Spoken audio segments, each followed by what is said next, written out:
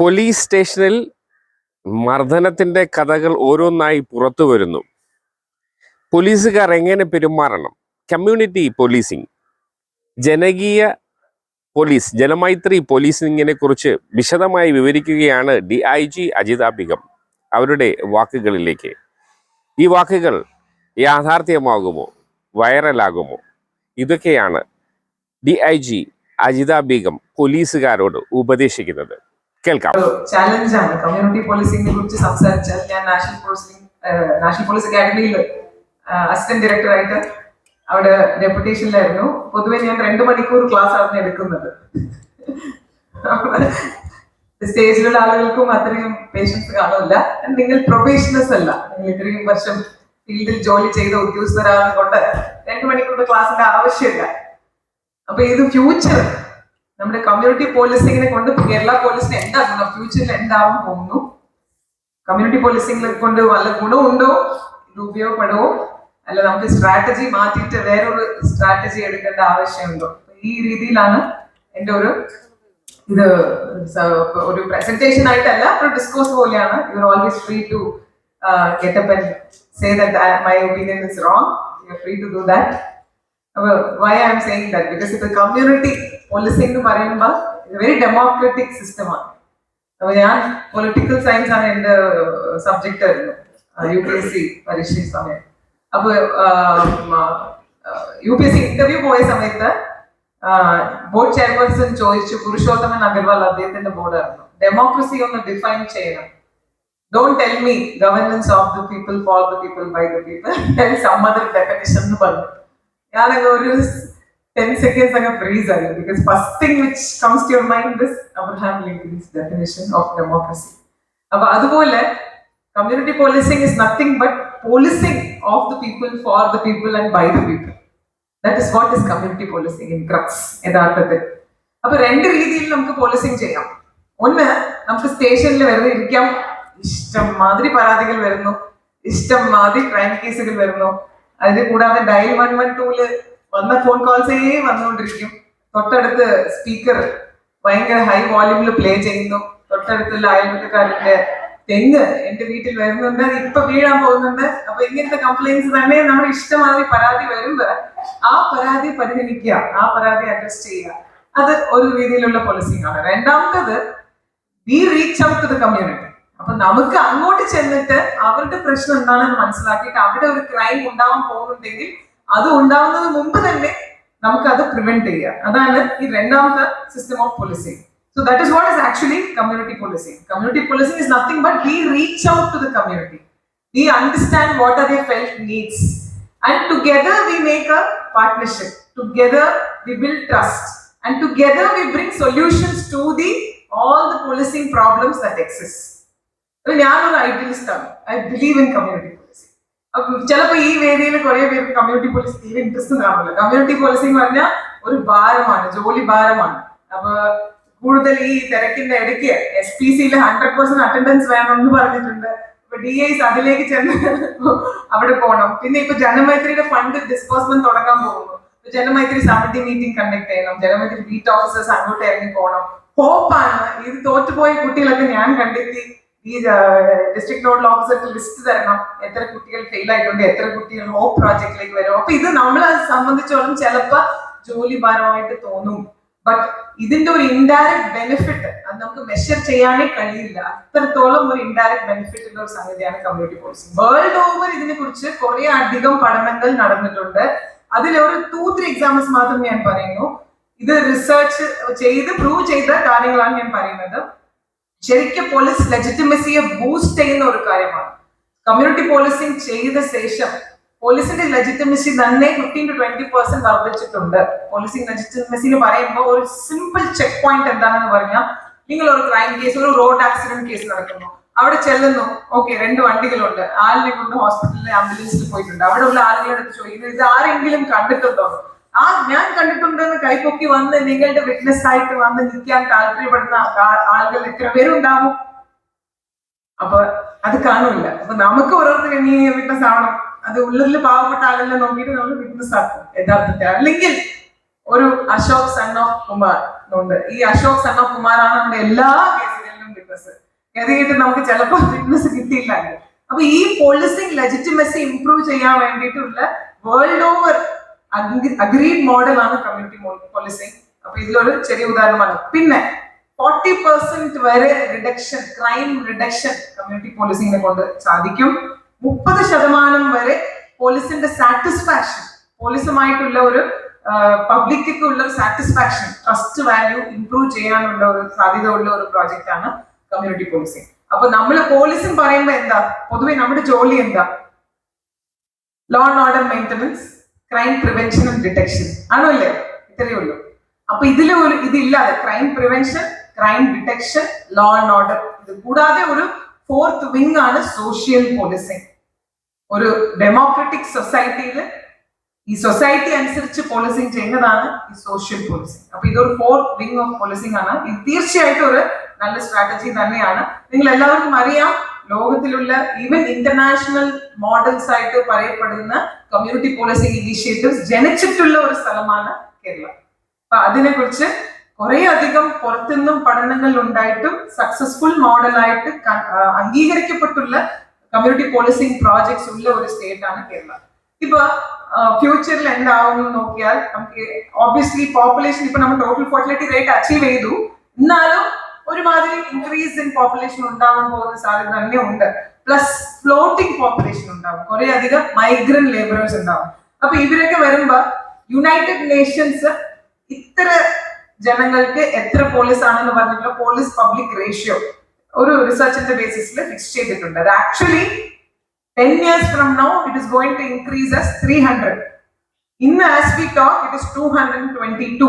That is a globally accepted police public ratio. പല കുറെ അധികം വിദേശത്തിലുള്ള പല രാജ്യങ്ങളിലും നല്ലൊരു പോലീസ് സ്ട്രെങ്ത് ഉള്ള രാജ്യങ്ങളിലേക്ക് 1 ലക്ഷം പോലീസ് പബ്ലിക്കിന് 222 പോലീസുകാർ അല്ല അതിനെ കൂടുതൽ ആളുകൾക്ക് കുറെ അധികം രാജ്യങ്ങളിലുണ്ട്. ഇന്ത്യയെ സംബന്ധിച്ചോളം ആവറേജ് CAPF ഒക്കെ കൂട്ടിക്കൊണ്ട് എല്ലാ DSF CR ഇതെല്ലാം ടുഗദർ 152 ആണ്. കേരളത്തെ സംബന്ധിച്ചോളം ഈ ഒരു കഴിഞ്ഞ 10 years കുറച്ച് സ്ട്രെങ്ത് വർദ്ധിച്ചത് കൊണ്ട് 151 ആണ് നമ്മുടെ average. 151 police officers per 1 lakh population. അപ്പൊ considering the fact that there are more than 30 ഇവർ പറയപ്പെടുന്നത് 3 million മൈഗ്രന്റ് ലേബറേഴ്സ് ആണ് വന്നു പോയിക്കൊണ്ടിരിക്കുന്നത്. ബിക്കോസ് ദേ ആർ ഫ്ലക്ച്വേറ്റിംഗ്, വരും പോകും. Plus the existing population. ഇങ്ങനെ ഒരു പോപ്പുലേഷൻ ലോഡിനെ നമുക്ക് പോലീസിംഗ് ചെയ്യാൻ പറ്റുമോ എന്ന് ചോദിച്ചാലും അടിസ്ഥാന ഈ ക്വസ്റ്റ്യൻക്ക് ആൻസർ എന്താ പറഞ്ഞാൽ we need the partnership with the community to do a lot of things. We cannot do policing alone. But that is one thing which is agreed upon. ഇത് പറഞ്ഞുകൊണ്ട് നമുക്ക് നെക്സ്റ്റ് ഒരു ലെവലിലേക്ക് പോവാം. ഇപ്പൊ crime prevention is possible through community policing. അപ്പൊ ഈ അടുത്ത് ഞാൻ പൊന്മുടി പോലീസ് സ്റ്റേഷൻ വിസിറ്റ് ചെയ്തായിരുന്നു ഇൻസ്പെക്ഷന്റെ ഭാഗമായിട്ട്. അപ്പൊ പൊന്മുടിയിൽ പോയപ്പോഴത്തേക്കും അതൊരു കൊച്ചു പോലീസ് സ്റ്റേഷൻ ആണ്, ഒന്നുമില്ല, 2 ടീ എസ്റ്റേറ്റും ഒരു റബ്ബർ എസ്റ്റേറ്റ് മാത്രമേ ഉള്ളൂ. പിന്നെ ഒരു സാറ്റർഡേ സൺഡേ ആയാൽ ഒരു 4000 വണ്ടികൾ വരും, ടൂറിസ്റ്റ് ആണ്. വേറെ ഒന്നും അധികം വിഷയമൊന്നുമില്ല, പോപ്പുലേഷൻ പോലും ഇല്ല. അപ്പൊ ഈ ഒരു ടീ എസ്റ്റേറ്റിലേക്ക് പോവാമെന്ന് പറഞ്ഞ് ഞാൻ വിദുര SHO എന്നാണ് വന്നത്. എന്നാലും അദ്ദേഹത്തിനെയും കൊണ്ടിട്ട് ഈ ടീമിനെയും കൊണ്ട് അങ്ങോട്ട് പോയി. അപ്പൊ അവിടെ ഒരു ഈ ടീ എസ്റ്റേറ്റിനകത്ത് ലേത്ത് പോലത്തെ ഒരു സെറ്റപ്പിലാണ് കുറെ അധികം ഒരു 6 ഫാമിലീസ് നിൽക്കുന്ന ഒരു സ്ഥലത്ത്. അപ്പൊ അതിലൊരു ലീലാമാണ് പറഞ്ഞ ഒരു സ്ത്രീ. അപ്പൊ ഈ ലീലാമാക്ക് ഓൾമോസ്റ്റ് ഒരു എത്രയാണ് പ്രായം ചോദിച്ചപ്പോൾ 65-70 കാണും മാഡം എന്നാണ് പറഞ്ഞത്. അപ്പൊ അവർക്ക് ആക്ച്വലി അവരുടെ പ്രായം പോലും അറിയില്ല. 65 year old. അപ്പൊ അവർക്ക് ഒരു ബുദ്ധി സ്വാധീനം ഇല്ലാതെ ഒരു പയ്യനുണ്ട്. അപ്പൊ അവൻ ഓൾമോസ്റ്റ് 30 വയസ്സ് പ്രായം, അവൻ വീട്ടിന്റെ പുറത്ത് ഇരിപ്പുണ്ട്. അപ്പൊ നമ്മുടെ കമ്മ്യൂണിറ്റി പോലീസ് ഓഫീസർ ഈ ഒരു ഡീറ്റെയിൽ അറിഞ്ഞില്ല എങ്കിൽ ഇവരുടെ തൊട്ടടുത്ത് പറഞ്ഞ ഈ ഒരു സിറ്റുവേഷനിൽ തന്നെ 6 വീടുകളുള്ള സ്ഥലമാണ്. ഇപ്പൊ തൊട്ടടുത്ത വീട്ടില് ഒരാളുണ്ട്, അദ്ദേഹം ഒരു ആക്സിഡന്റിൽ പെട്ടു. ബേസിക്കലി ഒരു മെന്റൽ ഹെൽത്ത് ഇഷ്യൂ ആണ്, ഇടയ്ക്കിടയ്ക്ക് വയലന്റ് ആവും, കത്തിയൊക്കെ എടുത്തിട്ട് പുറത്തു വരും. അപ്പൊ ഇത് ഈ ബീറ്റ് ഓഫീസർ അറിഞ്ഞില്ല എങ്കിൽ നാളെ ഇദ്ദേഹം തന്നെ പുറത്തു വന്ന് ഈ ബുദ്ധിസ്വാധീനമുള്ള കുട്ടീനെ, 30 വയസ്സ് പ്രായമുള്ള ആളാണ്, കുട്ടീന്ന് തന്നെ പറയാൻ പറ്റും, അവർക്ക് ഒന്നും ചെയ്യാനില്ല. പ്ലസ് കണ്ണിലെയും കാഴ്ചപ്പാട് കുറവാണ്. ഒരു കൊലപാതകമോ ഒരു അറ്റംപ്റ്റ് മർഡറോ അല്ല ഈ ഒരു സ്ത്രീയുടെ പേരിൽ ഒരു അറ്റാക്ക് ഉണ്ടാവാൻ സാധ്യത ഉണ്ട്. ഇവർ രണ്ടുപേരും സംസാരിക്കുമ്പോ ആ വീട്ടിന്റെ അകത്തുനിന്ന് ഇനി ഒരു അമ്മ വരുന്നു. അവർക്ക് 100 വയസ്സിനധികം പ്രായം കാണുന്നാണ് തോന്നിയത്. അവര് ഈ ലീലമാട് ഭർത്താവിന്റെ അമ്മയാണ്, ഭർത്താവ് മരിച്ചു, ഭർത്താവിന്റെ അമ്മ. ഇവര് അവിടെ താമസിക്കുന്നത് തന്നെ അടിസ്ഥാന സൗകര്യങ്ങൾ പോലും ഇല്ല. ആൻഡ് ആ ഏരിയയിൽ ഒരു ഹോസ്പിറ്റൽ പോലും ഇല്ല. ഇപ്പൊ നിങ്ങൾക്ക് ഒരു ചോദ്യം ഉണ്ടാവും, ഇത് ഞാൻ എന്ത് ചെയ്യാന്ന്? ഒരു പോലീസ് ഓഫീസറാണ്, അവിടെ ഹോസ്പിറ്റൽ ഇല്ലെങ്കിൽ ഞാൻ എന്ത് ചെയ്യാം? ബട്ട് ഞാൻ ഒരു ബീറ്റ് പോലീസ് ഓഫീസർ എങ്കിൽ എനിക്കറിയാം ഇവിടെ ക്രൈം ഉണ്ടാവാൻ സാധ്യത ഉള്ള ഒരു പാക്കാണ്.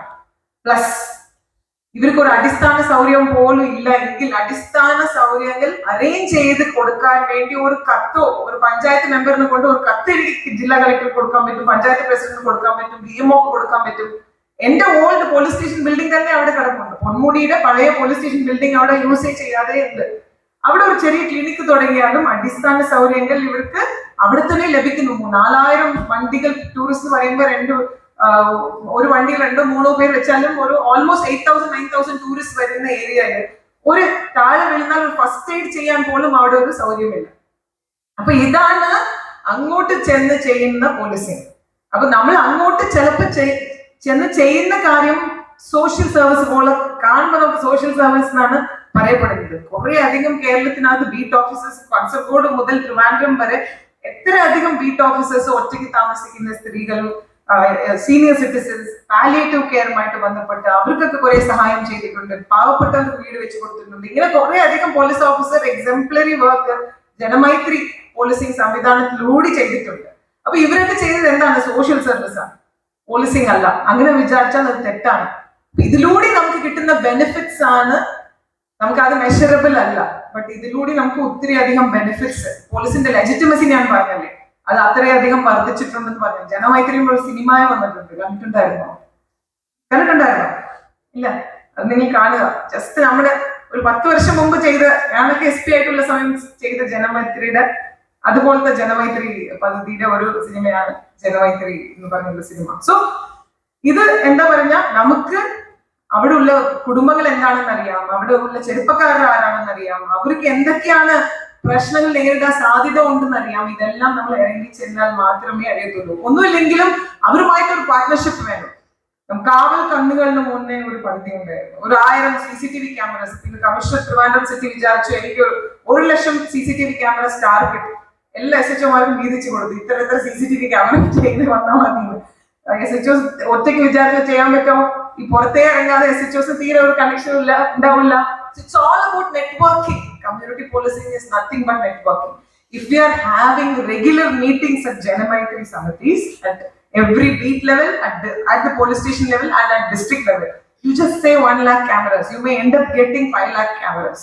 You know, that is the power of community policing. That is it. It's not just about manpower mobilization or additional manpower, because community watch എന്നൊക്കെ പല സംസ്ഥാനങ്ങളിൽ ചെയ്തിട്ടുണ്ട്. ചെറുപ്പക്കാർ പോലീസുകാരുടെ കൂടെ രാത്രി പെട്രോളിംഗിന്റെ സമയം നമ്മുടെ കൂടെ കൈപിടിച്ച് വരുന്ന ചെറുപ്പക്കാർ കുറെ പേരെ കിട്ടും.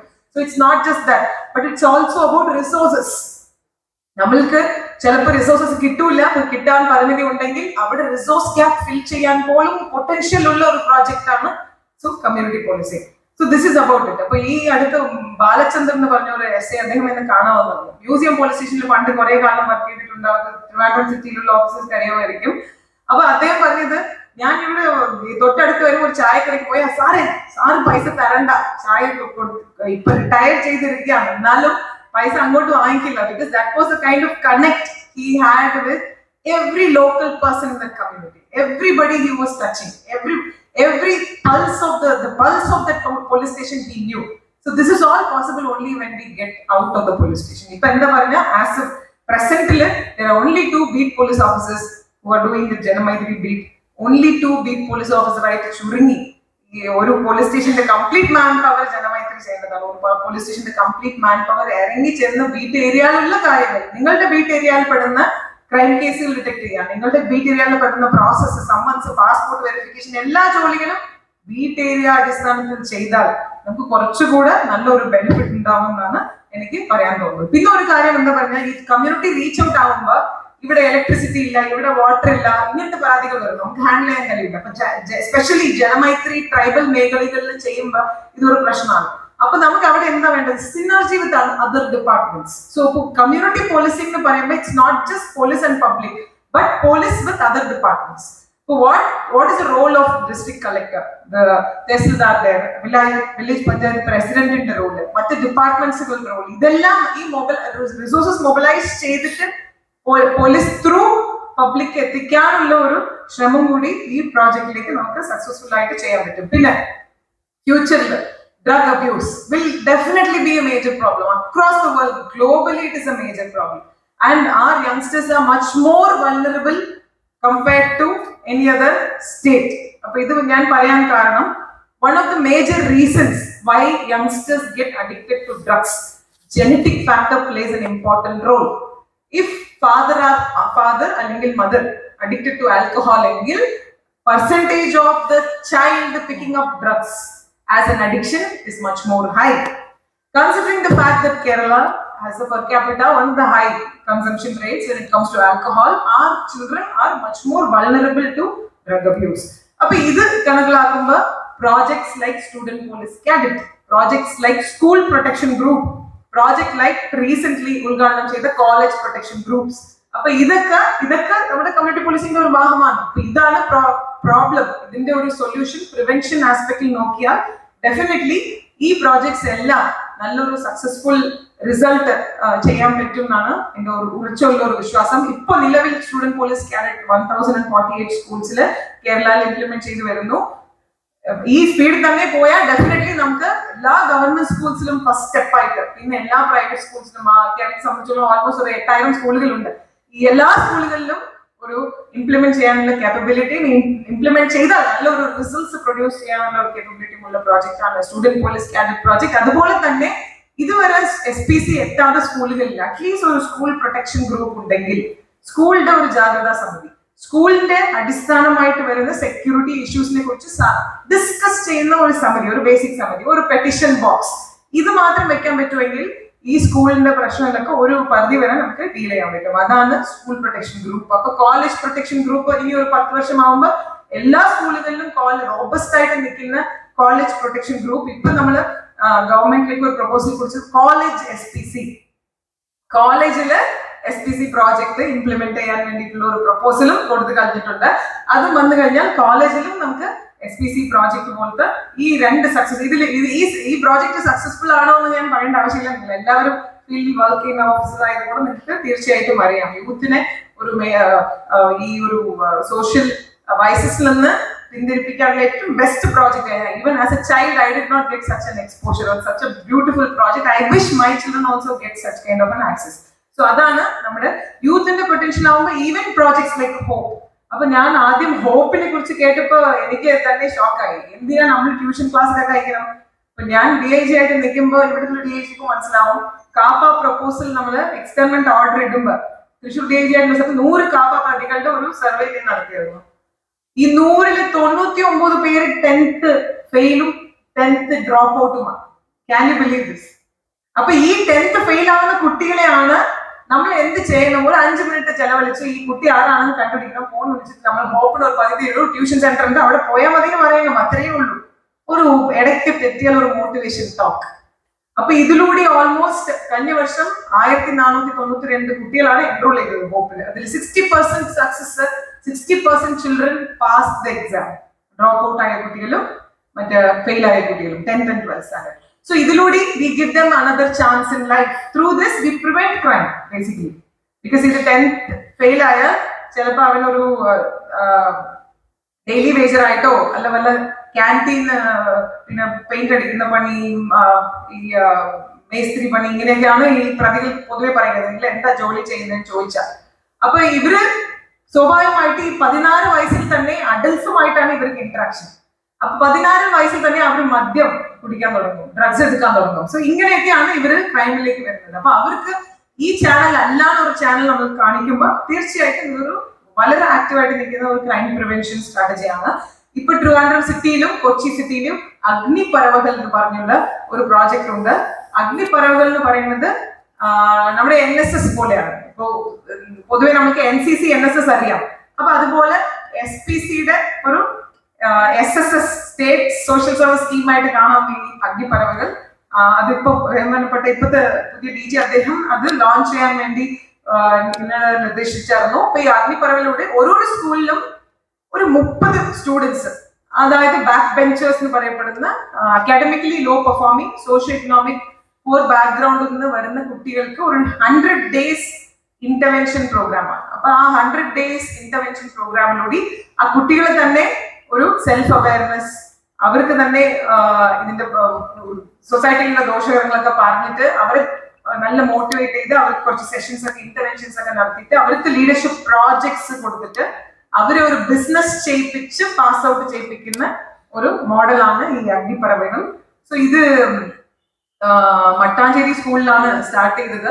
2 സ്കൂളിൽ ചെയ്തിട്ടുണ്ട്. പ്രോബ്ലി നമ്മളിത് ഫ്യൂച്ചറിലും ചെയ്യുമായിരിക്കും. അപ്പൊ ഇതെല്ലാം നമുക്ക് ടാർഗറ്റഡ് ഇന്റർവെൻഷൻ. ആരോടാണ് നമ്മൾ ടാർഗറ്റ്? യൂത്തിനെ ടാർഗറ്റ് ചെയ്തിട്ടുള്ള ഒരു കമ്മ്യൂണിറ്റി പോലീസിംഗ് ഇന്റർവെൻഷൻസ് ആണ്. പിന്നെ ഉള്ളത് cyber crime and digital threats. ഇതിൽ നമുക്ക് എന്ത് ചെയ്യാൻ പറ്റും? പ്രിവെൻഷൻ എന്ന് പറയുമ്പോൾ ഒത്തിരി അധികം അവയർനെസ് എല്ലാ ഡിപ്പാർട്ട്മെന്റ്സും നടത്തുന്നു. അപ്പൊ ഇൻക്ലൂഡിങ് നമ്മൾ ഫോൺ അടിക്കുമ്പോൾ ഫോണിൽ തന്നെ ഇത് തന്നെയാണ് പറയുന്നത്. എപ്പോ ഫോൺ റിംഗ് ആവും നമുക്ക് അറിയില്ല. അതിന്റെ ബോധവൽക്കരണ മെസ്സേജ് ആണ് നമുക്ക് കിട്ടുന്നത്. അപ്പൊ ഈ ഒരു ബോധവൽക്കരണം ചെയ്യുന്നതിന്റെ ഭാഗമായിട്ട് ഡിജിറ്റൽ ഡി അഡിക്ഷൻ സെന്റേഴ്സ് നമുക്ക് ഇപ്പൊ നിലവിൽ 6 ഡിസ്ട്രിക്ട്സിലുണ്ട്. ഈ വർഷം നമുക്ക് എല്ലാ ജില്ലയിലും സാങ്ഷൻ ആയിട്ടുണ്ട് ഡിജിറ്റൽ ഡി അഡിക്ഷൻ സെന്റേഴ്സ്. അപ്പൊ അതിൽ വർക്ക് ചെയ്യുന്ന ചൈൽഡ് സൈക്കോളജിസ്റ്റും ആൻഡ് അതിൽ വർക്ക് ചെയ്യുന്ന കേസ് വർക്കേഴ്സും കുട്ടികളുമായിട്ട് അവയർനെസ് ക്രിയേഷനും, കുട്ടികൾ അഥവാ mobile phone addiction, gadget addiction ഉണ്ടെങ്കിൽ ആ കുട്ടികൾക്ക് നല്ലൊരു കൗൺസിലിംഗ് ചെയ്യാനുള്ള സംവിധാനമാണ് ഡിജിറ്റൽ ഡി അഡിക്ഷൻ സെന്റേഴ്സ്. പിന്നെ കിഡ് ഗ്ലോവ് ഇനിഷ്യേറ്റീവ്, അങ്കിത് വരുമ്പോൾ അതിനെ കുറിച്ച് പറയും. കിഡ് ഗ്ലോവ് ഇനിഷ്യേറ്റീവും സൈബർ ഹൈജീൻ, സൈബർ അവയർനെസ് കുട്ടികൾ കൊടുക്കാൻ വേണ്ടിയിട്ടുള്ള കേരള പോലീസിന്റെ ഒരു ഇനിഷ്യേറ്റീവ് ആണ്. തീർച്ചയായിട്ടും ഇതെല്ലാം നല്ലൊരു വർധനം തന്നെയാണ് ഉണ്ടാവുക ഫ്യൂച്ചറിൽ. ഈ മൈഗ്രന്റ് ലേബേഴ്സ് മാനേജ്മെന്റ് അത് കമ്മ്യൂണിറ്റി പോലീസിംഗിൽ നല്ല രീതിയിൽ സാധിക്കും. ഫ്യൂച്ചറിൽ നമുക്ക് ഇതിനെക്കാട്ടിലും കൂടുതൽ നമ്പേഴ്സിൽ, ബിക്കോസ് കേരള സംസ്ഥാനത്തെ സംബന്ധിച്ചോളം മറ്റ് സംസ്ഥാനങ്ങളെക്കാട്ടിലും കൂടുതൽ വേജസ് കിട്ടുന്നതും കൂടുതൽ അവരുടെ ഹ്യൂമൻ റൈറ്റ്സ് അനുസരിച്ചുള്ള മര്യാദയ്ക്ക് അതായത് അവരോട് മര്യാദയായിട്ട് പെരുമാറുന്ന ഒരു ജനത ഉള്ള ഒരു സംസ്ഥാനമാണ് കേരള. അപ്പൊ അതുകൊണ്ട് മൈഗ്രന്റ് ലേബേഴ്സിനെ സംബന്ധിച്ചോളം അവർക്ക് ഇത് ഗൾഫ് പോലെയാണ്. നല്ല പൈസ കിട്ടും, അവരുടെ കാര്യങ്ങളൊക്കെ നന്നായിട്ട് നോക്കാൻ പറ്റുന്ന ഒരു സംസ്ഥാനമാണ്. തീർച്ചയായിട്ടും നമുക്ക് ഇവിടെ ഇൻഫ്ലോ കൂടാൻ തന്നെയാണ് സാധ്യത. ഇപ്പൊ വേറെ സംസ്ഥാനങ്ങളിൽ, വേറെ രാജ്യങ്ങളിൽ ഉള്ള കമ്മ്യൂണിറ്റി പോലീസിംഗ് മോഡൽസിൽ ന്യൂവാർക്ക് എന്ന് പറയുന്ന ഒരു സ്ഥലം ന്യൂജേഴ്സിയില്, അവിടെ അവർ ഇംപ്ലിമെന്റ് ചെയ്യുന്നത് കമ്മ്യൂണിറ്റി സ്ട്രീറ്റ് ടീംസ്. അപ്പൊ അവര് ഈ ക്രൈം പ്രോബബിലിറ്റി ഉള്ള ഇൻഡിവിജ്വൽസിനെ കണ്ടെത്തിയിട്ട് അവർക്ക് തന്നെ ട്രെയിനിങ് കൊടുത്തിട്ട് അവർ തന്നെ ആ ലോക്കൽ ഏരിയയിലുള്ള പോപ്പുലേഷനുമായിട്ട് ഇന്റർമിംഗിൾ ചെയ്തുകൊണ്ട് അവരുമായിട്ട് തന്നെ ക്ലാസ് എടുക്കുക, അവരുമായിട്ട് തന്നെ ഡിസ്പ്യൂട്ട് സോൾവ് ചെയ്യുക. അപ്പൊ അങ്ങനെ ഒരു പോലീസിംഗ് പ്രോജക്റ്റ് ആണ് ഈ ന്യൂയോർക്ക് ന്യൂജേഴ്സിയിലെ കമ്മ്യൂണിറ്റി സ്ട്രീറ്റ് ടീംസ്.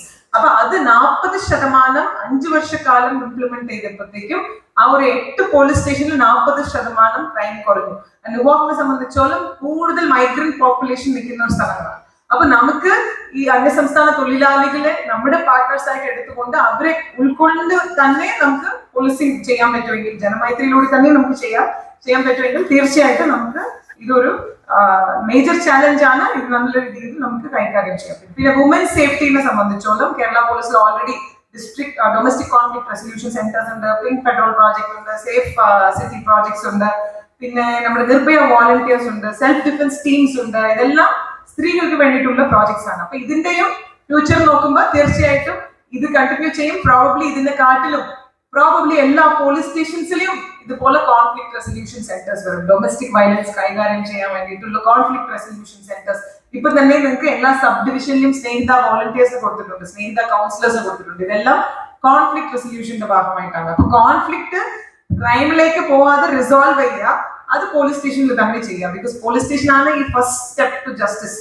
അപ്പൊ എന്ത് പ്രശ്നം ആയാലും ആൾക്കാർ പോലീസ് സ്റ്റേഷനിൽ തന്നെ വരും. അപ്പൊ അവിടെ തന്നെ നമുക്ക് റോബസ്റ്റ് കൗൺസിലിംഗ് സെന്റേഴ്സ് ഉണ്ടെങ്കിൽ, എവറി പോലീസ് സ്റ്റേഷൻ ഉണ്ടെങ്കിൽ തീർച്ചയായിട്ടും അത് നല്ല രീതിയിൽ നമുക്ക് കൈകാര്യം ചെയ്യാൻ പറ്റും. കേരളത്തെ സംബന്ധിച്ചോളം 50% വുമൻ പോപ്പുലേഷൻ ആണ്. അപ്പൊ നമുക്ക് ഇനി ഒരു 10 വർഷമൊക്കെ തീരുമ്പോ ഈ സൈഡിൽ മൊത്തം വുമൻ ഓഫീസേഴ്സ് ഉണ്ടാവുമെന്നാണ് എന്റെ ഒരു ഫ്യൂച്ചർ എസ്റ്റിമേറ്റ്. അപ്പൊ woman police officers inclusive strategy to effectively deal with gender-based violence. Not just women. Probably the first 3 rows will also be filled with transgenders. അപ്പൊ അങ്ങനത്തെ ഒരു പോലീസിംഗ് ആയിരിക്കും ഇൻക്ലൂസീവ് പോലീസിംഗ്. അപ്പൊ ഈ inclusive community policing projects for targeted and vulnerable population like women, like senior citizens, ഇത് നമുക്ക് better ആയിട്ട് ചെയ്യാൻ പറ്റും. അപ്പൊ നിങ്ങൾ ചോദിക്കേണ്ട, സീനിയർ സിറ്റിസൺ ആണെങ്കിൽ കുറച്ച് സീനിയർ സിറ്റിസൺസിനെ പോലീസിൽ ചേർന്നോന്ന് ചോദിക്കേണ്ട, അവരെയും നമുക്ക് നമ്മൾ അവരെയും എടുക്കാൻ വേണ്ടിയാണ് ജനമൈത്രി സമിതീസിലും നിങ്ങൾ സീനിയർ സിറ്റിസൺസിലും വെക്കേണ്ടതാണ്. Even senior citizen care and maintenance act പ്രകാരം സീനിയർ സിറ്റിസൻസിന്റെ ഒരു സമിതി എല്ലാ പോലീസ് സ്റ്റേഷനിൽ രൂപീകരിക്കേണ്ടതാണ്. കേരള മോഡൽ അല്ല, നാഷണൽ മോഡൽ, ബിക്കോസ് ആക്ടിൽ തന്നെ പറഞ്ഞിട്ടുള്ള കാര്യമാണ്. ആൻഡ് പ്ലസ് ഒരു DG അദ്ദേഹം തന്നെ ആവർത്തിച്ച് പറയുന്ന ഒരു കാര്യം എന്താ പറഞ്ഞാൽ coastal area. Coastal area is the most vulnerable area when it comes to any kind of attacks, unplanned attacks, unprepared attacks. You all know about Mumbai attacks. You all know about Operation Sindoor. അപ്പൊ ഇങ്ങനെ ഒരു situations വരുമ്പോ കോസ്റ്റിലൂടെ attacks വരാൻ സാധ്യതയുണ്ട്. കോസ്റ്റിലൂടെ contraband materials ഇഷ്ടമാതിരി വരുന്നു എന്നാണ് IBM narcotic control bureau പറയുന്നത്. Narcotic substances ഉൾപ്പെടെ കോസ്റ്റൽ ഏരിയാസിലൂടെ വരുന്നു. അപ്പൊ ശ്രീലങ്കയിൽ നിന്ന് വരാം, പാകിസ്ഥാനിൽ നിന്ന് വരാം, ട്രാവൽ ചെയ്ത് ഏത് സംസ്ഥാനങ്ങളിലും വരാം. ബിഗ് ഷിപ്സിൽ നിന്ന് വന്നിട്ട് അവിടെ നിന്ന് ഒരു ചെറിയ ബോട്ടിലേക്ക് മാറിയിട്ട് അവിടെ നിന്ന് ചെറിയൊരു ഫിഷിംഗ് ബോട്ടിലേക്ക് മാറി അകത്ത് വരാനുള്ള സാധ്യത കൂടുതലുള്ള മേഖലയാണ് കോസ്റ്റൽ ഏരിയാസ്. നമുക്ക് കോസ്റ്റൽ പോലീസ് സ്റ്റേഷൻ ഉണ്ട്, ബട്ട് ജസ്റ്റ് ഉണ്ട്, അത് മാത്രമേ പറയാൻ പറ്റത്തില്ല. അപ്പൊ കോസ്റ്റൽ പോലീസ് സ്റ്റേഷൻ അത്രയും സ്ട്രെങ്തൻ ചെയ്ത് റിസോഴ്സസും അവർക്ക് നല്ല ഹൈ എൻഡ് ഗാഡ്ജറ്റ്സും തരണം. അതൊരു സ്ട്രാറ്റജിയാണ്. അല്ലെങ്കിൽ കോസ്റ്റൽ ഏരിയാസിൽ നിൽക്കുന്ന ഫിഷർമെൻ കമ്മ്യൂണിറ്റി ഉപയോഗിച്ച് നമുക്ക് എഫക്റ്റീവ് ആയിട്ട് കമ്മ്യൂണിറ്റി പോലീസിംഗ് ചെയ്യാൻ പറ്റുമെങ്കിൽ കടലോര ജാഗ്രതാ സമിതീസ് ക്ലാസിക് കമ്മ്യൂണിറ്റി പോലീസിംഗ് പ്രോജക്ട്. അപ്പൊ അതിനകത്ത് നമ്മൾ തന്നെ ഫിഷർമെൻക്ക് അങ്ങോട്ട് സിം കാർഡ് കൊടുത്തു, നിങ്ങൾക്ക് എന്ത് പ്രശ്നം ഉണ്ടെങ്കിൽ ഇങ്ങോട്ട് വിളിച്ചാൽ മതി, ഞാൻ നിങ്ങൾ ടോപ്പ് ചെയ്ത് തരാമെന്ന് മുമ്പ് ചെയ്തു വിട്ടിരുന്നു. അപ്പൊ അതുപോലത്തെ ഒരു സംവിധാനങ്ങൾ ഉണ്ടെങ്കിൽ ഒരു മാസത്തിൽ ഒരു പ്രാവശ്യമെങ്കിലും അവരുമായിട്ട് ഒരു ഇന്ററാക്ഷൻ ഉണ്ടെങ്കിൽ, എന്തെങ്കിലും സസ്പീഷ്യസ് ബോട്ടോ എന്തെങ്കിലും സസ്പീഷ്യസ് സാധനം ഈ ബോട്ടിലോടി മെയിൻലാൻഡിലേക്ക് മാറുന്നുണ്ടെങ്കിൽ, ബിക്കോസ് ഇത് ഹാർബറിൽ മാത്രം സംഭവിക്കില്ല, കുറെ അധികം ചെറിയ ലാൻഡിംഗ് പോയിന്റ്സ് ഉണ്ടാവും. ഈ ലാൻഡിംഗ് പോയിന്റ്സിലൊക്കെ വന്ന് ഇറങ്ങാം ഈ സാധനം. അപ്പൊ ഇവരുടെ ബോട്ട് ഓടിക്കുന്ന ആളുകളും കടലിലേക്ക് പോകുന്ന ഫിഷർമെന്റെയും കോൺട്രിബ്യൂഷൻ ഉണ്ടെങ്കിൽ തീർച്ചയായിട്ടും ഈ ഒരു നാഷണൽ സെക്യൂരിറ്റി, നമ്മുടെ സ്റ്റേറ്റിന്റെ ഇഷ്യൂ മാത്രമല്ല നാഷണൽ സെക്യൂരിറ്റി സംബന്ധിക്കുന്ന ഒരു കാര്യമാണ്. അത് കമ്മ്യൂണിറ്റി പോലീസിംഗിലൂടെ തീർച്ചയായിട്ടും എഫക്റ്റീവ് ആയിട്ട് നമുക്ക് ചെയ്യാൻ പറ്റും. ഇന്നും എഫക്റ്റീവ് ആയിട്ട് പാർട്ട്ണർഷിപ്പ് ലെവൽസ് നമുക്ക് ടൈഅപ്പും ചെയ്യാൻ പറ്റും. സോ ഇതൊക്കെയാണ് ജനമൈത്രിയുടെ കാര്യങ്ങൾ. 5 minutes ഞാൻ എക്സ്ട്രാ എടുത്തിട്ടുണ്ട്. സോ തീർച്ചയായിട്ടും ഗ്ലോബലി ഇത് അക്സെപ്റ്റഡ് മോഡൽ തന്നെയാണ്. ഇപ്പൊ കമ്മ്യൂണിറ്റി പോലീസിംഗിലൂടെ നമുക്ക് എന്ത് നടക്കുന്നു പറഞ്ഞാൽ we will be able to reduce crime, we will be able to institutionalize legitimacy, we will be able to gap the bridge between public and police, and we'll also become much more empathetic. Janamaithri police officer എന്ന് പറയുമ്പോൾ friendly police officer ആണ്. ഒരാൾക്കും police സ്റ്റേഷനിൽ വരുമ്പോൾ പേടി ഉണ്ടാവില്ല. ഒരാൾക്കും police സ്റ്റേഷനിൽ വരുമ്പോൾ ഒരു ശുപാർശയോ കൂടി വരണം എന്ന് ആവശ്യമില്ല. ബിക്കോസ് അകത്തുള്ള പോലീസ് ഓഫീസർ എല്ലാം ഭയങ്കര മാന്യമായിട്ടും നല്ല രീതിയിലും എംപത്തറ്റിക് ആയിട്ട് കമ്പാഷനേറ്റ് ആയിട്ട് ബിഹേവ് ചെയ്യുന്ന പോലീസ് ഓഫീസർ ആണെന്ന് ഒരു സർട്ടിഫിക്കേഷൻ ആണ് ഈ ജനമൈത്രി പോലീസ് സ്റ്റേഷൻസ് എന്ന് പറയുന്നത്. അത് നമ്മൾ എപ്പോഴും കൈവിടാൻ പാടില്ല. പബ്ലിക് ട്രസ്റ്റും അക്കൗണ്ടബിലിറ്റിയും അതൊരു സോഷ്യൽ പോലീസിംഗ് സിസ്റ്റത്തിനകത്ത് വളരെ ഇമ്പോർട്ടന്റ് ആണ്. അപ്പൊ എന്റെ ജസ്റ്റ് ഇൻ ക്രക്സ് പറയണമെങ്കിൽ തീർച്ചയായിട്ടും from enforcement we have to move to partnership. We have to go into data driven community policing projects. More data social policing director in പറയുന്നത് പത്ര strength ഒന്നുമല്ല. നമുക്ക് ഒരു സെപ്പറേറ്റ് റിസർച്ച് അനാലിസിസ് വിങ് വേണം. ഈ projects ഒക്കെ സക്സസ്ഫുൾ ആണോ field study ചെയ്തിട്ട് അതനുസരിച്ചുള്ള ഓൾട്ടറേഷൻ ചെയ്തിട്ട് നല്ലൊരു R&D ടീമിന്റെ കൂടെ ഉള്ള data and technology driven community policing projects വേണം. യൂത്തിന് വേണ്ടിയിട്ട് SPC in all schools, SPC in all colleges, and SPC and other social policing initiatives through community your CSR, corporate social responsibility. Because സർക്കാരിന് ഒരു പരിമിതി ഉണ്ട് എല്ലാം ഇത്രയും ഫണ്ട് കൊടുക്കുന്നത്. അപ്പൊ ഇഷ്ടമായി CSR ഫണ്ട്സിനെ നമുക്ക് ടാപ്പ് ചെയ്ത് എടുക്കാൻ വേണ്ടിയിട്ടുള്ള പ്രപ്പോസലും 20 പേജ് പ്രപ്പോസൽ ഒരു ട്രസ്റ്റ് ഫോം ചെയ്യാൻ വേണ്ടി കൊടുത്തിട്ടുണ്ട്. അത് അപ്രൂവൽ വരുമ്പോൾ തീർച്ചയായിട്ടും നമുക്ക് ഹോപ്പ് എന്ന് പറഞ്ഞാൽ അതിലൊരു 20 കോടി രൂപ ഡയറക്ട്ലി CSRൽ വരുന്ന രീതിയിൽ. SPC എന്ന് പറഞ്ഞാൽ എനിക്കൊരു 200 കോടി കൊടുത്താൽ മതി, കേരളത്തിലുള്ള എല്ലാ ഗവൺമെന്റ് സ്കൂൾസിലും SPC നടപ്പിലാക്കാൻ പറ്റും. ഒരു 450 കോടി കൊടുത്താൽ ഈവൻ പ്രൈവറ്റ് സ്കൂൾസിലും നടപ്പിലാക്കാൻ പറ്റും. അപ്പൊ CSRനെ മൊബിലൈസ് ചെയ്തുകൊണ്ടുള്ള ഒരു community policing and plus disasters and ഇതുപോലത്തെ ക്ലൈമറ്റ് റിസ്ക് ഒക്കെ വരുമ്പോ നമ്മുടെ SPC കാഡറ്റ്സ് തന്നെയാണ് നമ്മുടെ വോളണ്ടിയർ കോപ്സ്, നമ്മുടെ ഫോഴ്സ് മൊബിലൈസർ ആണ്. ഇത്ര പേര് നമ്മൾ SPCയിൽ തൊപ്പി വെച്ച് പാസ് ഔട്ട് ചെയ്ത് വിട്ടിട്ടുണ്ട്. ഈ കുട്ടികളെ തന്നെ നമുക്ക് ഇതുപോലത്തെ സിറ്റുവേഷൻസിൽ നല്ലൊരു സിവിൽ ഡിഫൻസ് ട്രെയിനിങ് ഒക്കെ കൊടുത്ത് എല്ലാ വർഷവും SHOs ഒരു ഇന്ററാക്ഷൻ ഒക്കെ വെച്ചാൽ ഒരു സ്റ്റേഷനില് ഒരു മൊത്തം 3 ലക്ഷം കുട്ടികളാണ് കേരളത്തിൽ പാസ് ഔട്ട് ആയത് ഇതുവരെ SPC അലുമിനെ, ഈ 3 ലക്ഷം കുട്ടികൾ എന്ന് പറയുന്നത് നമ്മുടെ ഈ 60,000 സേനകളുടെ കൂടെയുള്ള 3,60,60,000 ആണ് നമ്മുടെ സേന. അപ്പൊ അത് നമ്മൾ മനസ്സിലാക്കണം. ഈ ഒരു പൊട്ടൻഷ്യൽ നമുക്ക് ഉപയോഗിക്കാൻ വേണ്ടിയിട്ടാണ് ഈ സ്റ്റുഡന്റ് വോളണ്ടിയർ കോപ്സ് എന്ന് പറയുന്നത്. നമ്മുടെ SPC ഹോപ്പ് അലുമിനെ കുട്ടികളെ ഒന്നിച്ചു കൊണ്ടുള്ള ഒരു നമുക്കൊരു പഠനം തന്നെ പറയാം. ഇതൊക്കെയാണ് നമ്മുടെ വിഷൻ 2030 കേരള പോലീസിന്റെ കമ്മ്യൂണിറ്റി പോലീസിംഗ് മോഡൽ. ഇത്രമാത്രം പറഞ്ഞുകൊണ്ട് ഞാൻ നിർത്തിയാണ്. കുറച്ച് ടൈം എക്സീഡ് ആയിരുന്നു, എന്നാലും ഈ ഒരു ഓപ്പർച്യൂണിറ്റി എനിക്ക് തന്നതിന് Kerala police officers association thank you ഞാൻ പറഞ്ഞു. എങ്ങനെയുണ്ട് അജിതാബിഗത്തിന്റെ ഉപദേശങ്ങൾ? പോലീസുകാർ ഇത് അംഗീകരിക്കുമോ? കാത്തിരുന്ന് കാണാം.